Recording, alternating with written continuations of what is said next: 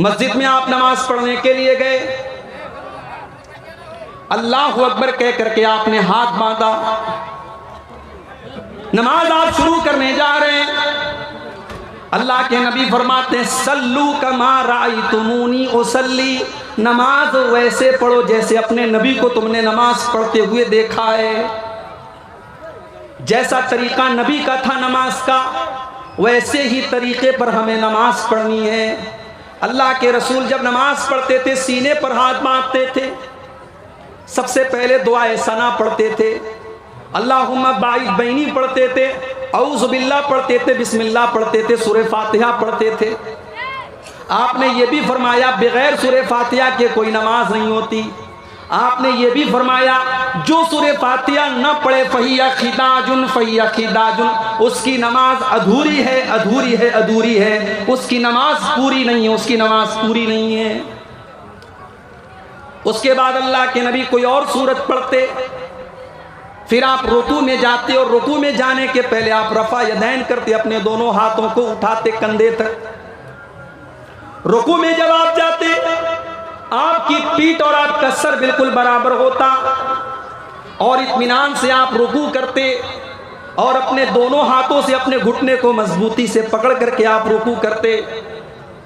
रुकू में आपने बहुत सारी दुआएं सिखाई हैं। सबसे मशहूर दुआ है सुबहान रब्बियल अज़ीम। ये दुआ कम से कम 3 बार पढ़नी चाहिए, अल्लाह के रसूल पढ़ते थे।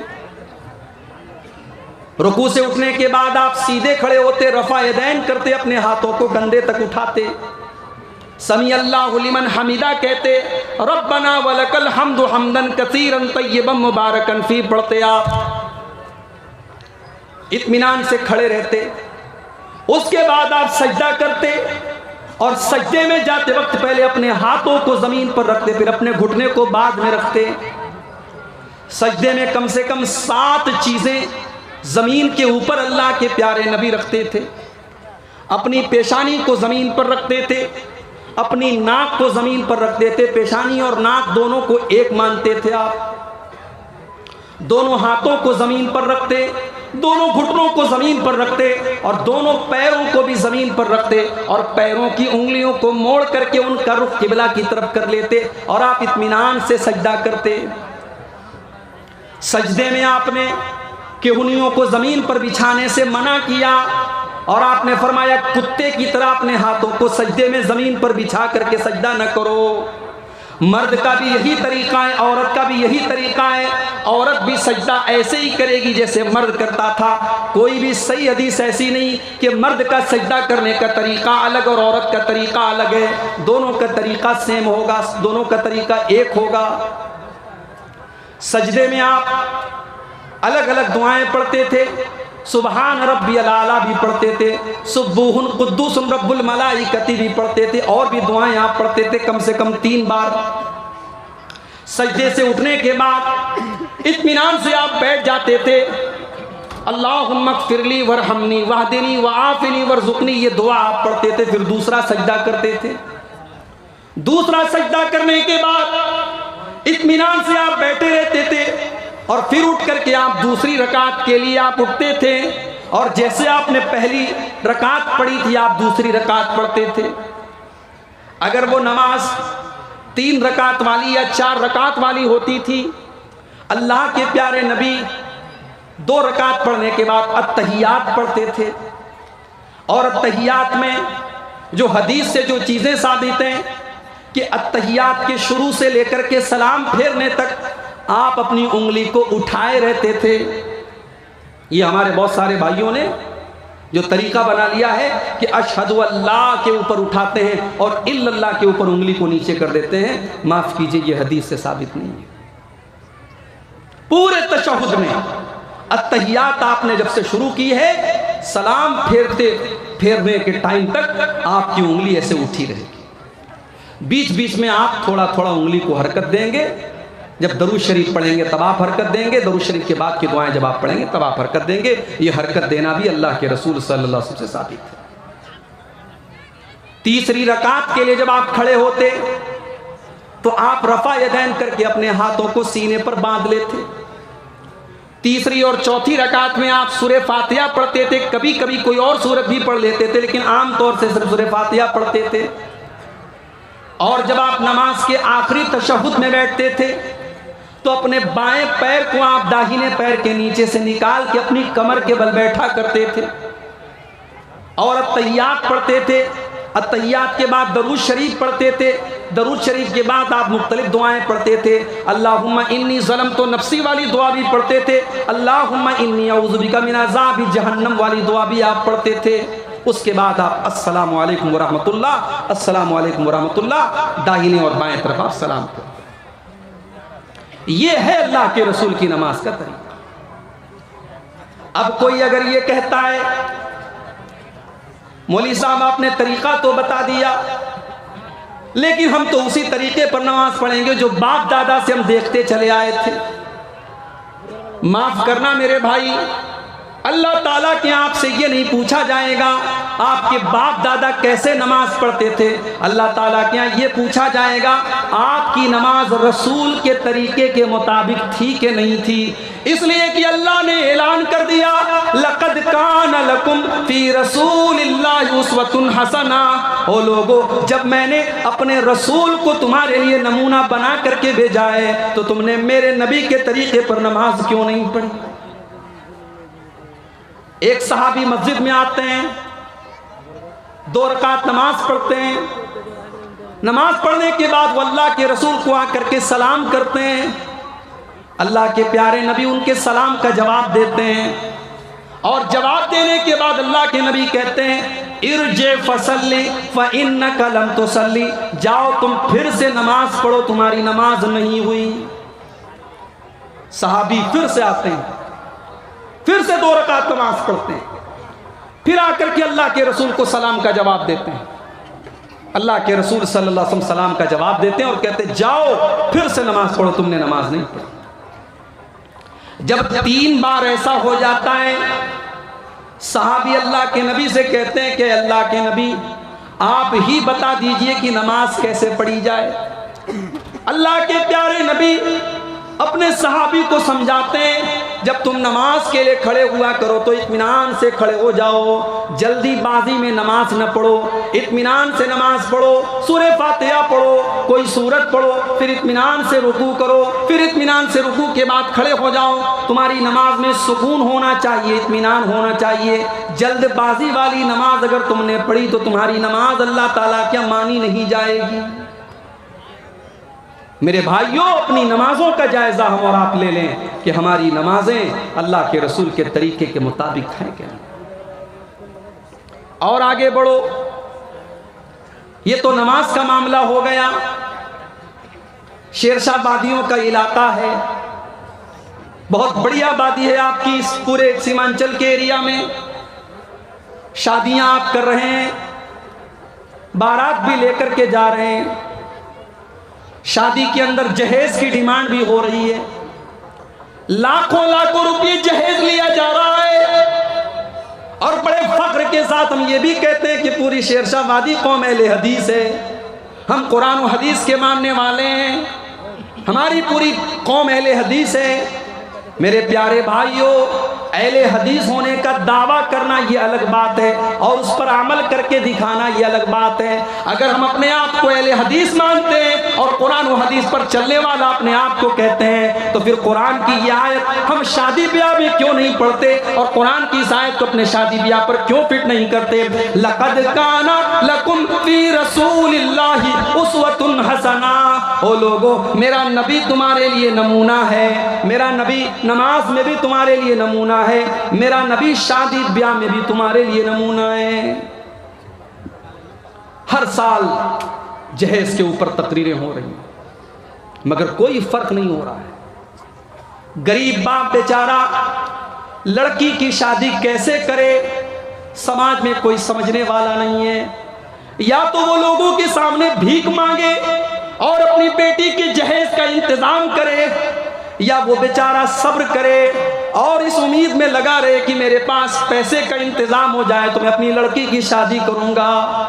30-30 साल की गरीब लड़की आज जवानी की दहलीज को पार कर रही है। आज गरीबों की लड़कियां अपनी इज्जत व आबरू की हदों को क्रॉस कर रही हैं, अपनी इज्जत व आबरू की लिमिट को क्रॉस कर रही हैं। मेरे प्यारे भाइयों, अगर वो गरीब की बेटी के कदम अगर बहक गए, मुझे बताओ उसका जिम्मेदार कौन होगा?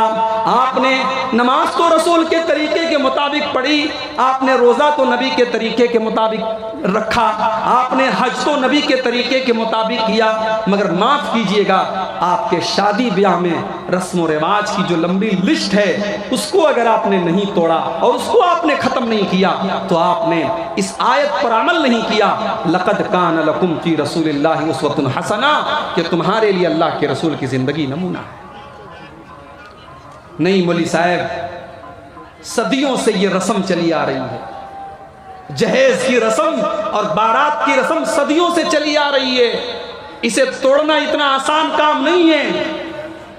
आओ मैं तुमको बताऊं कि मेरे नबी ने रस्मों को कैसे तोड़ा है।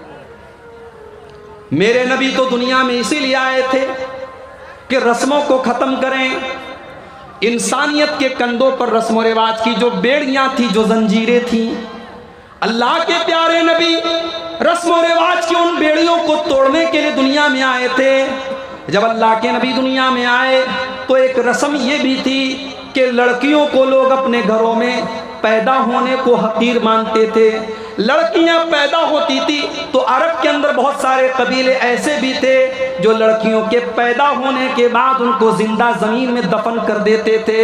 लड़कियों को बोझ माना जाता था, लड़कियों को कलंक माना जाता था। मेरे नबी ने आकर के ये तालीम दी, ओ बेटी वालों, बेटी बोझ नहीं है, बेटी कलंक नहीं है, बेटी तो रहमत बन करके आती है, बेटी तो अपने बाप को जन्नत का टिकट देने के लिए आती है, बेटी तो अपने बाप को जहन्नम से बचाने के लिए आती है। अल्लाह के नबी ने आकर के ऐलान किया, मनिबतुलिया मिन हाज़िहिल बनाति शैआ कुन्न लहू सित्रम मिनन नार। जिसको अल्लाह ताला बेटी दे करके आजमाए, जिसके घर में बेटी पैदा हो जाए और बेटी की सही तरीके से वो परवरिश करे, बेटी को सही तरीके से वो पाल ले, तो वो बेटी अपने माँ बाप को जहन्नम की आग से बचाने का काम।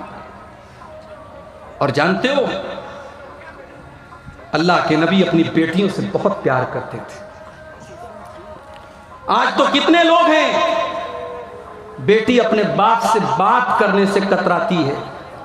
वही बाप जो बेटे से प्यार से बात करता है, बेटी से प्यार से दो बातें करना भी बाप को पसंद नहीं है।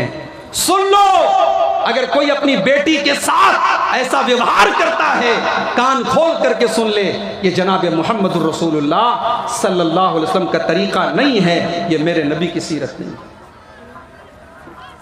मेरे नबी तो अपनी बेटियों से इतना प्यार करते थे। तिरमिजी की रिवायत है, अम्मा आयशा फरमाती हैं, जब अल्लाह के नबी की बेटी फातिमा आपसे मिलने के लिए आती थी, अल्लाह के नबी अपनी बेटी के इस्तिकबाल में खड़े हो जाते थे, अपनी बेटी का वेलकम करते थे और अपनी बेटी के हाथों को चूम लेते थे और अपनी बेटी को अपने बगल में अपनी सीट पर अल्लाह के प्यारे नबी बिठाते थे। अपनी बेटियों से इतना प्यार करते थे अल्लाह के नबी, अपनी बेटियों की आंख में कभी आप आंसू नहीं देख पाते थे। हजरत ज़ैनब रज़ी अल्लाह तआला अन्हा जब अपने शौहर को छुड़ाने के लिए अपना हार लेकर के आती हैं और मुसलमानों को वो हार देती हैं जो हजरत ज़ैनब को उनकी शादी के मौके पर उनकी माँ ने दिया था। जब अल्लाह के रसूल के सामने वो हार लाया जाता है, अल्लाह के नबी की आंखों से आंसू बहने लगते हैं। अल्लाह के नबी के दिल को तकलीफ पहुंचती है कि आज मेरी बेटी को अपने शौहर को बचाने के लिए वो हार देना पड़ रहा है। अल्लाह के नबी सहाबा से कहते हैं कि हो सके तो ज़ैनब का हार वापस कर दो और अबुल आस को रिहा कर दो। सहाबे किराम ने हजरत ज़ैनब को वो हार वापस कर दिया। मेरे नबी तो अपनी बेटियों से इतना प्यार करते थे कि अपनी बेटियों की आंख में आंसू नहीं देख पाते थे। आपकी सबसे छोटी बेटी हजरत फातिमा, आप उनकी शादी करते हैं हजरत अली के साथ। आज हमारी लड़कियों के अच्छे अच्छे रिश्ते आते हैं, हम ठुकरा देते हैं। लड़का मौलवी है, लड़का हाफिज है, 5-10 हज़ार रुपये महीना कमा रहा है, हमारी बेटी को ऐशो आराम से नहीं रख पाएगा। मेरे प्यारे भाइयों, कब तक आप दुनियावी चीज़ों को तरजीह देंगे और कब तक आप दीनदारी को पसे पुष्ट रखेंगे, दीनदारी को आप कुर्बान करेंगे, कब तक आप ऐसा करेंगे? अल्लाह के नबी ने अपनी सबसे लाडली बेटी हज़रत फ़ातिमा की शादी हज़रत अली के साथ की। और माफ़ कीजिए, हज़रत अली के पास कोई सरकारी नौकरी नहीं थी, कोई बड़ा बिजनेस नहीं था, कोई बहुत बड़ी प्रॉपर्टी नहीं थी, बल्कि जब अल्लाह के नबी ने अपनी बेटी की शादी की तो हज़रत अली के पास तो अपना वलीमा करने का इंतज़ाम भी नहीं था, अपनी बीवी को महर देने का इंतज़ाम भी नहीं था। वो तो अल्लाह के रसूल ने उनको मशवरा दिया कि जाओ तुम अपनी ज़रा बेच करके आओ, और उससे उन्होंने वलीमा का इंतज़ाम किया और अपनी बीवी को महर देने का इंतज़ाम किया। अल्लाह के रसूल ने अपनी सबसे लाडली बेटी की शादी हज़रत अली के साथ की, जो पैसे वाले नहीं थे, जो बहुत खूबसूरत नहीं थे, बहुत दौलतमंद नहीं थे, मगर कैरेक्टर बहुत अच्छा था, अखलाक बहुत अच्छा था, दीनदार थे और नबी के चहेते थे, नबी के लाडले थे। नबी ने अपनी लाडली बेटी की शादी हज़रत अली के साथ। मेरी प्यारी माँ बहनों, अगर आपने अपनी बेटी के लिए किसी राजकुमार को चुन के रखा है, जरा इस हदीस को अपने सामने रखना।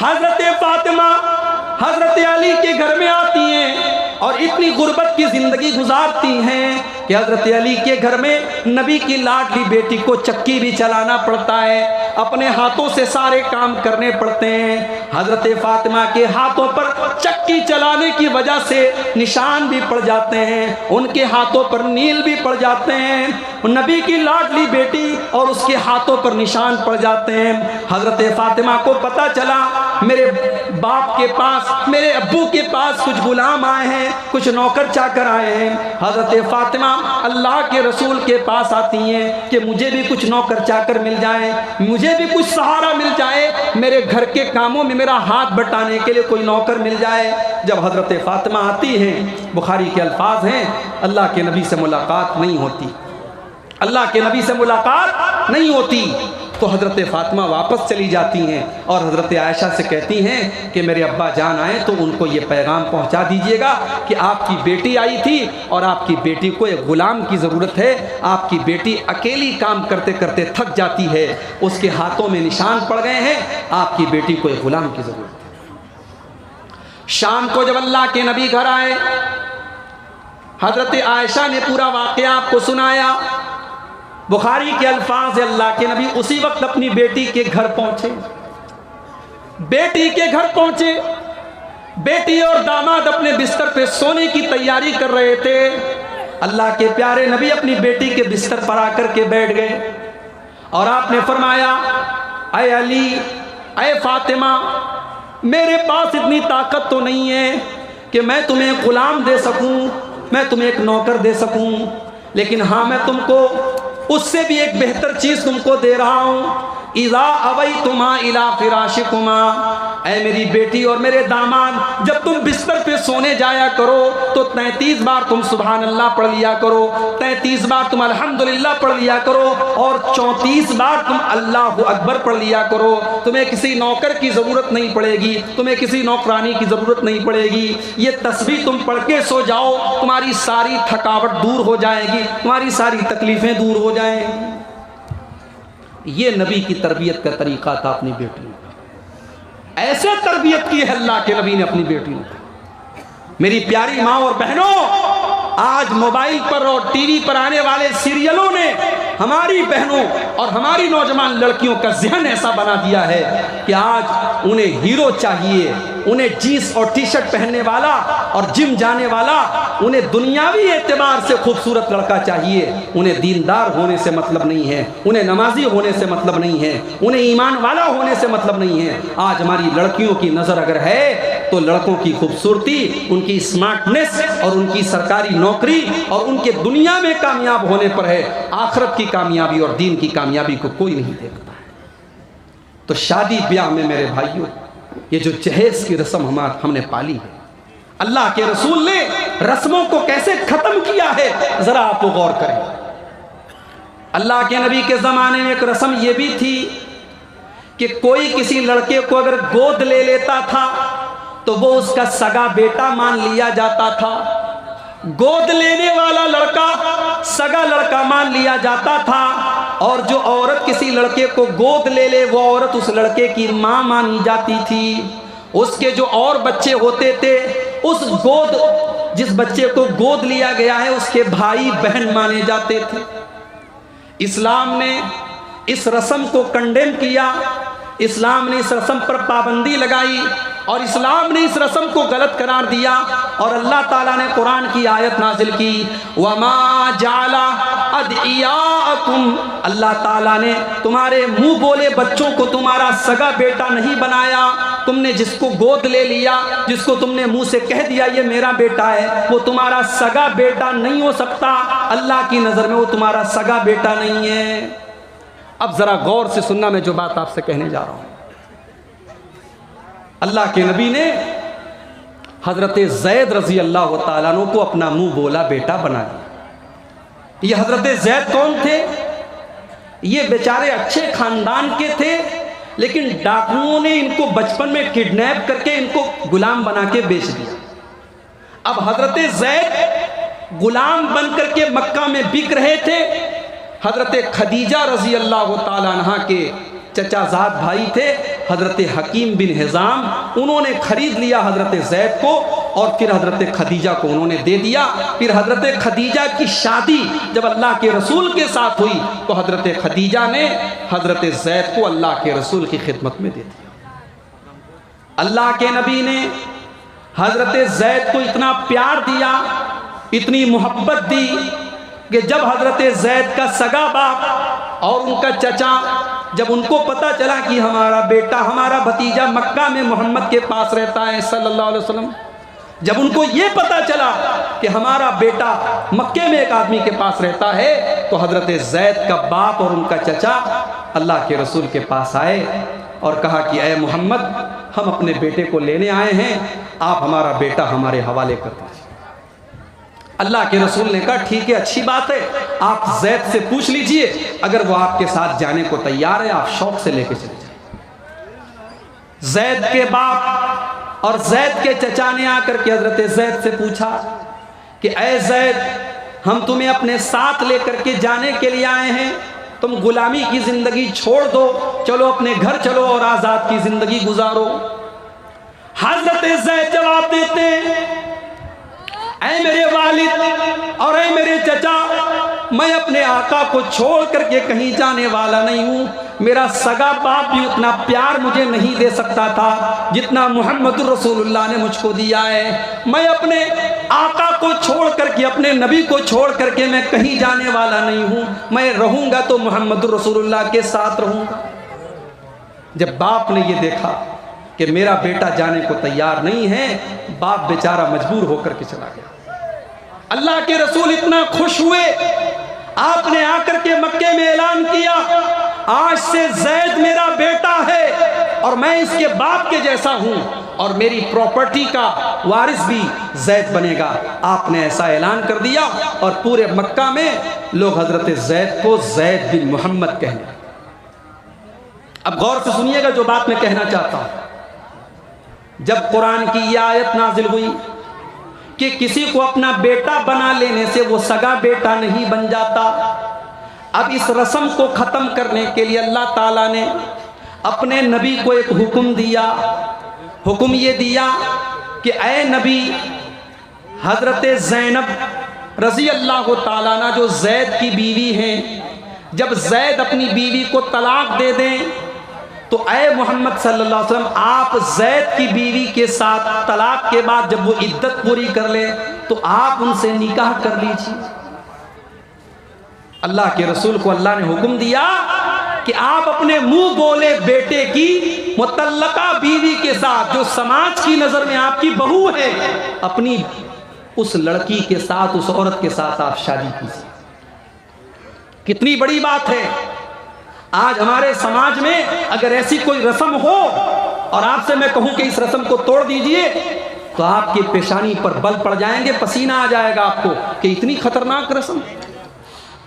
अल्लाह ने अपने नबी को हुक्म दिया कि ऐ नबी, जब ज़ैनब की इद्दत ख़त्म हो जाए तो आपको ज़ैनब के साथ निकाह करना है। अल्लाह के नबी डर रहे थे कि मैं अगर ज़ैनब के साथ निकाह करूँगा तो समाज क्या कहेगा। लोग ये कहेंगे कि मुहम्मदुर रसूलुल्लाह ने अपनी बहू के साथ शादी कर ली, अपनी बहू के साथ निकाह कर लिया। बड़े गौर से सुनना मेरे प्यारे भाइयों, मुहम्मदुर रसूलुल्लाह ने कैसे रस्म व रिवाज को ख़त्म किया है। अल्लाह के नबी सल्लल्लाहु अलैहि वसल्लम ने हज़रत ज़ैनब के साथ जब निकाह किया, पूरे मक्का में एतराज़ होने लगा। लोग कहने लगे मुहम्मदुर रसूलुल्लाह ने अपनी बहू के साथ शादी कर ली। लोग कहने लगे सारे मुसलमानों को 4 शादी करने की इजाज़त है, मोहम्मद सल्लल्लाहु अलैहि वसल्लम ने 5वीं शादी कर ली। लोग कहने लगे इन्होंने दूसरों के लिए अलग कानून बनाया और अपने लिए अलग कानून बनाया। अब अल्लाह ने कुरान की आयत नाजिल की, सूरह अहज़ाब, मा काना मुहम्मदुन अबा अहदिन मिर रिजालिकुम वलाकिर रसूल अल्लाह। ओ लोगो, तुम मेरे नबी पर इल्ज़ाम लगाते हो कि मेरे नबी ने अपनी बहू से शादी कर ली, जबकि मेरे नबी की औलाद में कोई लड़का नहीं है, मेरे नबी किसी लड़के के बाप नहीं है, मेरे नबी की औलाद में कोई मर्द नहीं है। आपके लड़के हुए 3 लड़के हुए, लेकिन तीनों लड़कों का इंतकाल बचपन में हो गया। आपका कोई बेटा जवान नहीं हुआ, मर्द नहीं हुआ। तो अल्लाह ने कहा कि मोहम्मद सल्लल्लाहु अलैहि वसल्लम जब किसी मर्द के बाप नहीं है, उनकी औलाद में कोई मर्द नहीं है, तो फिर उनकी बहू कहाँ से आ गई। लिहाजा तुम्हारा ये एतराज़ गलत है कि उन्होंने अपनी बहू के साथ निकाह कर लिया। মা বোনদেরকে অনুরোধ করি আপনারা যেন না, বাংলা বক্তা আছে মৌলানা হাবিবুর রহমান সাহেব সালাফি, যাকে আমরা লম্বু নামে জানি, হাবিবুর রহমান লম্বু নামে আমরা জানি। তো আপনারা যেন না, 10 মিনিটের মধ্যে উনি আসবেন, আপনারা ওনার ওয়াজ শুনবেন। খুব ভালোভাবে বাংলা ভাষাতে খুব সুন্দরভাবে ওয়াজ করেন তিনি, আপনারা যেন না। और होटल बंद होने वाला है, जिनको जिनको खाना है जल्द खा लें। गौर करें मेरे भाइयों, आप एक रस्म को तोड़ने को तैयार नहीं है। अल्लाह के नबी ने ऐसी रस्म को तोड़ा है, पूरा समाज आपका दुश्मन बन गया, मगर अल्लाह के रसूल ने हज़रत ज़ैनब के साथ निकाह किया क्योंकि अल्लाह का हुक्म था। मेरे भाइयों, आप अगर अपने आप को अहले हदीस मानते हैं, कुरान और हदीस पर चलने वाला कहते हैं, तो रस्म और रिवाज की इन बेड़ियों को ख़त्म करो और शादी ब्याह को आसान करो। और मेरी बात नोट कर लो, समाज से बेहयाई और ज़िनाकारी नहीं ख़त्म हो सकती जब तक हम निकाह के सिस्टम को आसान नहीं करेंगे। अल्लाह के प्यारे नबी फरमाते हैं इन्ना आज़मन निकाही बरकतन ऐसरुहु मऊनतन, सबसे ज़्यादा बरकत वाला निकाह वो है जिसके अंदर सबसे कम खर्च किया जाए। अल्लाह के नबी फरमाते हैं इज़ा खतब इलैकुम मिम्मन तरज़ौना दीनहु व खुल्क़हु फ़ज़व्विजूहु, जब तुम्हारे लड़का या लड़की के लिए कोई अच्छा रिश्ता आ जाए, कोई दीनदार रिश्ता आ जाए, तो तुम शादी करने में देर न करो। इल्ला तफ़अलू, अगर तुम शादी वक्त पर नहीं करोगे, अगर अपने लड़का या लड़की की तुम शादी सही टाइम पर नहीं करोगे, तकुन फितनतुन फिल अर्दी व फसादुन अरीज़, तो ज़मीन के अंदर फितना फैल जाएगा और ज़मीन के अंदर फसाद फैल जाएगा, ज़मीन के अंदर बिगाड़ फैल जाएगा। आज बिगाड़ फैल चुका है और आज आप देखें कि कौन सा मुसलमानों का गांव ऐसा है और कौन सा मुसलमानों का शहर ऐसा है जहां मुसलमान नौजवान, चाहे वो लड़के हों चाहे वो लड़कियां हों, वो बदकारी की गलत आदत में न मुब्तला हों। आज हमारे घरों तक बदकारी पहुंच चुकी है मेरे भाइयों, हमारे गांव और हमारे देहातों में बुराई पहुंच चुकी है। हम जब तक निकाह को आसान नहीं करेंगे बुराई ख़त्म नहीं हो सकती। हमारे नबी हमारे लिए नमूना है और नमूना आप हर एतबार से। आप जब बिजनेस करें, व्यापार करें, नौकरी करें, पैसा कमाने के लिए आप घर से निकलें, पैसा कमाने के लिए भी अल्लाह के रसूल आपके लिए नमूना है। आप आज़ाद नहीं हैं कि आप ब्याज का पैसा भी अपने घर में लेकर के आएँ, रिश्वत का पैसा भी आप अपने घर में लेकर के आएँ, शराब बेच कर के आप पैसा कमाएं। नहीं नहीं, पैसा कमाइए, बिजनेस कीजिए, मगर हलाल तरीके से कीजिए। सूद और ब्याज की रकम अपने घर में मत लाइए। मेरे प्यारे भाइयों, आज अपने बच्चों से हम इतना प्यार करते हैं कि हमारे बच्चों को ज़रा सी खरोंच आ जाए हम बेचैन हो जाते हैं। हमारा बेटा बाइक से जा रहा है, हमारी बेटी घर से जा रही है, बेटे को चोट आ जाए तो बाप बेचैन हो जाता है, बेटी को खरोंच आ जाए तो माँ बेचैन हो जाती है। मेरे प्यारे भाइयों, अपने बेटे और बेटियों से इतना प्यार करते हो और उसी बेटे को उसी बेटी को हराम कमाई ला करके खिलाते हो, अपने बच्चों की परवरिश हराम पैसे से करते हो। क्या आपने अल्लाह के रसूल की वो हदीस नहीं सुनी, मा यरबू लहमु मिन सोहतिन, जिस बदन की परवरिश हराम कमाई से की जाए, जिस बदन के अंदर हराम पैसा चला जाए, फन्नार औला बिही, वो बदन जहन्नम की आग में डाला जाएगा। आप अपने बेटे और बेटी को दुनिया की आग में जलता हुआ नहीं देख सकते। मेरे भाइयों, जहन्नम की आग में अपने बच्चों को कैसे आप जलता हुआ देख सकते हो? सूद से अपने आप को बचाओ मेरे भाई, हराम कमाई से अपने आप को बचाओ। याद रखो, कल क़यामत के दिन हमसे सवाल किया जाएगा कि हमने पैसा कहाँ से कमाया और कैसे कमाया। और ये क़यामत की निशानी भी अल्लाह के रसूल सल्लल्लाहु अलैहि वसल्लम ने बताई है कि याती अलन्नासी ज़मानुन ला युबालिल मरउ मिन अयना अखज़ल माल, कि एक ऐसा दौर भी आएगा जब लोग परवाह नहीं करेंगे कि पैसा हलाल तरीके से कमा रहे हैं या हराम तरीके से कमा रहे हैं। मुझे लोगों ने बताया कि इस इलाके में सूद का रिवाज भी बहुत तेज़ी से बढ़ रहा है। लोग सूद की रकम खा रहे हैं और उसको सूद समझ भी नहीं रहे हैं। मेरे भाइयों, सूद सूद है, ब्याज ब्याज है। हम उसका नाम बदल करके इंटरेस्ट रख दें, हम उसका नाम बदल करके कुछ और रख दें, लेकिन ब्याज ब्याज रहेगा, शराब शराब ही रहेगी, जिना जिना ही रहेगा। नाम बदल देने से कोई हराम चीज़ हलाल नहीं हो जाती। तो अल्लाह ने फरमाया, लक़द कान लकुम फ़ी रसूलिल्लाहि उस्वतुन हसना, तुम्हारे लिए अल्लाह के रसूल की ज़िंदगी बेहतरीन नमूना है। हमें और आपको आज इस पहलू पर गौर करने की ज़रूरत है कि हमारे नबी क्या सिर्फ नमाज में हमारे लिए नमूना है, क्या सिर्फ रोज़ा में हमारे लिए नमूना है? जी नहीं, हमारे रसूल अकरम सल्लल्लाहु अलैहि वसल्लम ज़िंदगी के तमाम मामलात में हमारे लिए नमूना है।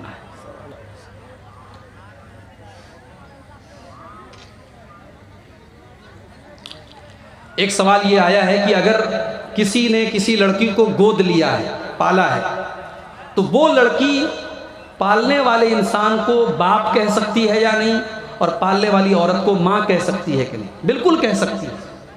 भाई, हम एक आम आदमी को अपने बाप कह करके, चचा कह करके पुकारते हैं। एक आम औरत को जो बूढ़ी है, हम उसको माँ कह करके पुकारते हैं। हमारे माँ कह देने से वो हमारी माँ नहीं हो जाती, हम एहतराम के तौर पे माँ कहते हैं। तो जाहिर है कि अगर किसी ने किसी बच्चे को गोद लिया है, तो वो अगर माँ की तरह परवरिश कर रही है, वो बाप की तरह परवरिश कर रहा है, तो वो लड़का या लड़की उसको माँ कह सकती है, उसको बाप कह सकता है। मगर माँ कह देने से वो उसकी सगी माँ नहीं हो जाएगी, और बाप कह देने से वो उसका सगा बाप नहीं हो जाएगा। और वल्दियत में हमेशा उसके असल बाप का नाम ही लिखा जाएगा। और जब उस लड़का या लड़की की शादी होगी, निकाह के टाइम भी उसका जब नाम लिया जाएगा, तो असल जो बाप का नाम है वही नाम लिया जाएगा। और सरकारी कागजात भी जब बनवाए जाएं, तो कोशिश की जाए कि असल वालिद का नाम ही लिखा जाए, ताकि किसी तरीके की गलतफहमी न हो। इस्लाम ने इस पर बड़ी सख्ती से जोर दिया है कि वल्दियत किसी की तब्दील नहीं होनी चाहिए, जो जिसका बाप है उसके असल बाप का नाम ही उसके साथ लेना चाहिए। और यहाँ एक बात और भी याद रखिए कि अगर किसी ने, मान लीजिए, किसी बच्चे को गोद लिया, अब पहले से उसके कुछ लड़के या लड़कियां हैं, तो अब इसने जिस बच्चे को गोद लिया, अगर उसको दूध पीने की उम्र में दूध पिला दिया, यानी वो बच्चा या बच्ची 2 साल के अंदर उसको गोद लिया और उसको दूध पिला दिया 2 साल के अंदर, तब तो वो सब आपस में भाई भाई बन गए, भाई बहन बन गए। लेकिन अगर उसको मान लो 2 साल के बाद लिया या दूध नहीं पिला सकी, तो फिर ये आपस में भाई बहन नहीं माने जाएंगे। इस औरत के जो पहले से बच्चे हैं वो उसके सगे भाई बहन के बराबर नहीं माने जाएंगे। जब ये लड़का या लड़की जवान होगा, तो फिर इसको बाकी लड़के या लड़कियों से, जैसा शरीयत का हुक्म है, पर्दा करना पड़ेगा और शरीयत के हुक्म के मुताबिक चलना पड़ेगा। तो मेरे भाइयों, आज हमें और आपको इस पर भी गौर करने की ज़रूरत है। हम मस्जिद में जाते हैं, माशाअल्लाह माथे पर सजदे का निशान है, माशाअल्लाह चेहरे पर भरपूर दाढ़ी है, हम अच्छे हैं, दीनदार हैं, मगर घर के अंदर जब हम जाते हैं, हमारी बीवी के साथ हमारा सलूक कैसा है, हमारे बच्चों के साथ हमारा सलूक कैसा है। बहुत सारे लोग हैं समाज की नज़र में बहुत अच्छे हैं, गांव वालों की नज़र में बहुत अच्छे हैं, मगर उसकी बीवी से जाके पूछो, बीवी बताएगी कि वो कितने अच्छे हैं। याद रखो, इंसान जब घर से बाहर निकलता है लाख मेकअप करके निकले, लाख अपने चेहरे पर मुस्कुराहट सजा करके निकले, लाख अच्छा बन करके निकले, मगर इंसान कितना अच्छा है ये उसके बच्चे जानते हैं, उसकी बीवी जानती है, उसके घर वाले जानते हैं। इसलिए अगर अच्छा बनना है तो सबसे पहले अपने घर वालों के लिए अच्छे बनो, अपनी बीवी के लिए एक अच्छे शौहर बनो, अपने बच्चों के लिए एक अच्छे बाप बनो, अपने माँ बाप के लिए एक अच्छी औलाद बनो। इसीलिए अल्लाह के नबी फरमाते हैं, खैरुकुम li अहलिही, ओ लोगों तुम में सबसे अच्छा इंसान वो है जो अपने परिवार के लिए अच्छा हो। व अना खैरुकुम li अहली, और मैं तुम्हारे अंदर अपने परिवार के लिए सबसे अच्छा हूँ। क्या आप अपनी बीवी के साथ हंसी मजाक करते हैं? अरे नहीं मौली साहब, दिन भर काम करके रात में थके हारे घर जाते हैं, बीवी के साथ हंसी मजाक कौन करेगा? मैं कहता हूं आप दुनिया के सबसे बड़े बिजी और सबसे व्यस्त इंसान भी अगर बन जाएं, तब भी आपकी बीवी का आपके ऊपर हक है मेरे भाई, और बीवी का हक आपको अदा करना पड़ेगा। एक शौहर और बीवी का रिश्ता बड़ा प्यारा रिश्ता है, इस रिश्ते को आपको निभाना पड़ेगा। अल्लाह के रसूल के एक सहाबी थे, मैं आखिरी बातें कर रहा हूं क्योंकि मुझे हुक्म भी मिला है, बात को शॉर्ट कर दीजिए। अल्लाह के रसूल के एक सहाबी थे, हजरत अबू दरदा अंसारी रजी अल्लाह ताला। ये अंसारी सहाबी थे, मदीना में रहते थे। ये रात में नमाज पढ़ते थे, दिन में रोज़ा रखते थे। शादी हो चुकी थी लेकिन बीवी से कोई मतलब नहीं रखते थे, बीवी के पास बहुत कम जाते थे। इनके एक दोस्त थे हजरत सलमान फारसी, ये अक्सर अपने दोस्त के घर आते थे, और अभी चूंकि पर्दे का हुक्म नाजिल नहीं हुआ था तो हजरत सलमान फारसी अपने दोस्त की बीवी के साथ ही बातचीत करते थे, उनका सामना करते थे, क्योंकि अभी पर्दे का हुक्म नाजिल नहीं हुआ था। बुखारी की रिवायत है, एक दिन हजरत सलमान फारसी अपने दोस्त अबू दरदा के घर आए। उन्होंने देखा कि मेरे दोस्त अबू दरदा की जो बीवी है उम्मे दरदा, उनके बाल बिल्कुल बिखरे हुए हैं, चेहरा बिल्कुल मैला कुचैला बना हुआ है। हजरत सलमान फारसी ने पूछा कि भाभी जान, ये आपने क्या हुलिया बना के रखा है? आपका चेहरा इतना उतरा हुआ क्यों है? आपके बाल इतने बिखरे हुए क्यों हैं? आप तो शादीशुदा औरत हैं, आपको तो बन संवर के रहना चाहिए, बंठन करके रहना चाहिए, अपने शौहर के लिए सज धज के रहना चाहिए। गौर करें हमारी माएँ बहन, जलसे में जाना है तो बड़ी खुशबू लगा के और बड़े मेकअप करके जाती हैं, शादी ब्याह में जाना है तो नई वाली साड़ी निकाल के जाती हैं, और शौहर बेचारा वो जब घर में आता है तो उसके सामने कभी बनना संवरना और अपने आप को सजाना संवारना इसको ज़रूरी नहीं समझती। याद रखिए, ये शौहर का हक है कि बीवी उसके लिए सजे और संवरे। तो हजरत सलमान फारसी ने कहा कि भाभी जान, ये आपने क्या हुलिया बना के रखा है? आपका बाल ऐसा बिखरा हुआ है, चेहरा इतना मैला कुचैला है, क्या बात है? हजरत उम्मे दरदा कहने लगी, ऐ सलमान, मैं क्या बताऊं, मैं मेकअप करके क्या करूंगी, मैं बन संवर करके क्या करूंगी? मेरे शौहर को मुझसे कोई मतलब ही नहीं है। रात में वो रात भर तहज्जुद पढ़ते हैं और दिन में वो रोज़ा रखते हैं, उनको तो अपनी बीवी बच्चों से कोई मतलब ही नहीं है। हजरत सलमान फारसी समझ गए क्या मसला है। थोड़ी देर के बाद हजरत अबू दरदा आए घर में, रोज़ा रखे हुए थे, वो नफिल रोज़ा था, रोज़ा रखे हुए थे। दस्तरखान बिछाया और हजरत सलमान फारसी से कहा कि खाना खा लीजिए। हजरत सलमान फारसी ने कहा मैं खाना नहीं खाऊंगा, पहले आपको भी खाना पड़ेगा। बोले मैं रोज़ा हूँ? का नहीं, आपको रोज़ा तोड़ दीजिए, आप साथ पे खाना खाएं। हजरत सलमान फारसी ने ज़बरदस्ती उनका रोज़ा तोड़वाया। इससे एक मसला ये भी पता चला कि नफली रोज़ा, रमज़ान के रोज़े की बात नहीं हो रही है, नफली रोज़ा तोड़ा भी जा सकता है अगर कोई ऐसी मसलहत आ जाए। सलमान फारसी ने रोज़ा तोड़वाया, दोनों दोस्तों ने रोज़ा तोड़ा, साथ में खाना खाया। उसके बाद जब रात हुई, इशा की नमाज के 1 घंटे के बाद हजरत अबू दरदा खड़े होकर के तहज्जुद की नमाज पढ़ने लगे। हजरत सलमान फारसी ने मना किया, रुक जाइए, अभी तहज्जुद मत पढ़िए, थोड़ा और टाइम गुजर जाने दीजिए। थोड़ा और टाइम गुजर गया, आधी रात हो गई, फिर हजरत सलमान ने कहा, हजरत अबू दरदा खड़े होने लगे। हजरत सलमान ने कहा अभी रुक जाइए, अभी तहज्जुद का टाइम नहीं हुआ है। जब रात का आखिरी पहर आया और फजर के 1-2 घंटा पहले का वक्त आया, तब हजरत सलमान फारसी ने कहा अब उठिए और अब आप तहज्जुद पढ़िए और मैं भी आपके साथ तहज्जुद पढ़ता हूं। जब दोनों दोस्तों ने तहज्जुद की नमाज पढ़ ली, तहज्जुद की नमाज पढ़ने के बाद अब हजरत सलमान फारसी ने कहा कि ऐ अबू दरदा, इन्ना लिरब्बिका अलैका हक्का व इन्ना लिअयनिका अलैका हक्का व इन्ना लिजसदिका अलैका हक्का व इन्ना लिज़ौरिका अलैका हक्का। ऐ अबू दरदा, आपकी आँखों का भी हक है, आपकी बीवी का भी हक है, आपके मेहमान का भी आपके ऊपर हक है, आपके शरीर का भी आपके ऊपर हक है और आपके रब का भी आपके ऊपर हक है। आप नमाज पढ़ते हैं बहुत अच्छी बात है, आप तहज्जुद पढ़ते हैं बहुत अच्छी बात है, मगर अपने जिस्म का भी ख्याल रखिए, अपनी बीवी का भी ख्याल रखिए, अपने मेहमान का भी ख्याल रखिए, सबको सबका हक दीजिए। जब अल्लाह के रसूल सल्लल्लाहु अलैहि वसल्लम के सामने ये पूरा वाक़या बयान किया गया, अल्लाह के रसूल ने फरमाया सदक़ सलमान, सलमान बिल्कुल सही कह रहे हैं, सलमान ने बिल्कुल सही बात कही।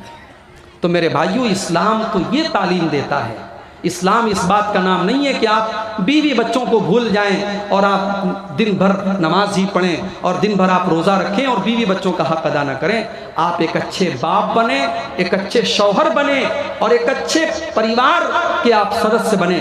ये भी अल्लाह के रसूल की सीरत का एक हिस्सा है। वक्त मेरा पूरा हो चुका है और हमारे बड़े बुजुर्ग आलिम दीन शेख हबीबुर रहमान साहब तशरीफ़ ला चुके हैं। जाते जाते मैं एक ऐलान आपके सामने ये करना चाहता हूँ कि 26 नवंबर को, इसी महीने की 26 तारीख को जुमा के दिन मझैली में, अगर मैं नाम गलत नहीं ले रहा हूँ, मझैली में मंझेली टिक्कर टोला मंझेली में एक प्रोग्राम है। वहाँ एक नया इदारा वहाँ के भाइयों ने, चंद भाइयों ने कायम किया है। उस इदारे की तरफ से प्रोग्राम है और ये प्रोग्राम मगरिब की नमाज के फ़ौरन बाद शुरू हो जाएगा और मेरी तकरीर जो होगी वहाँ मगरिब की नमाज के फ़ौरन बाद शुरू हो जाएगी। तो मेरी आपसे गुजारिश है कि आप उस प्रोग्राम में पहुँचें और कोशिश करें कि मगरिब की नमाज़ वहीं पढ़ें ताकि आप वहाँ प्रोग्राम में शामिल हों और इंशाअल्लाह मगरिब के फ़ौरन बाद मेरा खिताब होगा। तो मेरी गुजारिश है आपसे कि वहाँ पहुँचे, एक अच्छा प्रोग्राम आप वहाँ देखेंगे और अहम मौज़ूआत पर वहाँ खिताब होंगे इंशाअल्लाह। अल्लाह से दुआ है रब्बुल आलमीन, मुझे जो वहाँ टॉपिक मिला है ज़िंदगी गुजारने का मकसद क्या है, हमारा ज़िंदगी गुजारने का मकसद क्या होना चाहिए, उद्देश्य क्या होना चाहिए, इस मौजू पर हम इंशाअल्लाह वहाँ गुफ्तगू करेंगे। अल्लाह से दुआ है रब्बुल आलमीन। एक सवाल है, ज़मीन के सिलसिले में बताना। ज़मीन जैसे मिसाल के तौर पर एक बीघा ज़मीन देंगे आपको, 50,000 रुपया आपसे लेंगे, ठीक है। वो 50,000 रुपया उस वक्त तक नहीं देंगे जब तक आप हमको पूरा रुपया नहीं देंगे जी। मतलब ज़मीन देते हैं जब तक ज़मीन नहीं देंगे। अच्छा। और वो पूरा रुपया वापस देते हैं। अच्छा। और वो ज़मीन उसको दे देते हैं, जोत के खाते हैं वो। तो इसका क्या होता? देखिए, ऐसा है कि ये जो मसला आप बता रहे हैं उसकी पूरी सूरत हाल जब सामने हो तब उसके बारे में कोई शरई बात रखी जाए, लेकिन जो ज़ाहिरी तौर पर जो आप शक्ल बता रहे हैं वो सही मालूम नहीं हो रही है, शरई एतबार से वो सही नहीं है। जैसा कि इन्होंने बताया कि ज़मीन खेत वगैरह बेचने के वक्त जो है बेचते हैं या ऐसे ही बस सौदा करें, बटाई पर दे देते हैं, तो उस पर जो पैसा लेकर के लोग खा जाते हैं, ये शरान इसको जो है उलमा ने दुरुस्त नहीं कहा है, इसको सूद की कैटेगरी में उलमा ने शुमार किया है। और इस पर मज़ीद तफसील से आप अपने जो मकामी उलमा हैं और कटिहार के जो हमारे ज़िम्मेदार उलमा हैं उनसे आप एक फ़तवे की शक्ल में, मैं यहाँ के उलमा से गुजारिश करूँगा कि बाकायदा पूरी सूरत हाल लिख करके एक फ़तवा भी मंगा लें ताकि जो सही इस्लामी जो मसला है वो पता चल जाए। और अगर उलमा के फ़तवे के मुताबिक और शरीयत की रोशनी में ये शक्ल जायज़ नहीं है तो मेरे भाइयों, मेरी आप सबसे बड़ी दर्दमंदाना गुजारिश है कि चंद पैसों के लिए एक हराम चीज़ को अपने समाज में पलने मत दें और उसको ख़त्म करें। याद रखिए, मकान आपका कच्चा रहेगा तब भी ज़िंदगी गुजर जाएगी, मगर अगर कमाई आपकी हराम रहेगी तो कब्र में बड़ी परेशानी उठानी पड़ेगी और आखिरत की ज़िंदगी बड़ी परेशानी के साथ गुजरेगी। तो असल ज़िंदगी आखिरत की ज़िंदगी है, उसको बेहतर बनाने की हमारा आप कोशिश करें। अल्लाह से दुआ है रब्बुल आलमीन हमें दुनिया और आखिरत दोनों जहान में कामयाबी अता फरमाए। और आज का ये जलसा जिन भाइयों ने कायम किया है और जिस मस्जिद के लिए कायम किया, अल्लाह ताला उस मस्जिद की तामीर को जल्द से जल्द मुकम्मल करने की हम सबको तौफीक अता फरमाए। अल्लाह हम सबको कहने और सुनने से ज़्यादा अमल की तौफीक अता फरमाए। आमीन व आखिर दावाना अल्हम्दुलिल्लाहि रब्बिल आलमीन। वस्सलामु अलैकुम व रहमतुल्लाहि व बरकातुहू।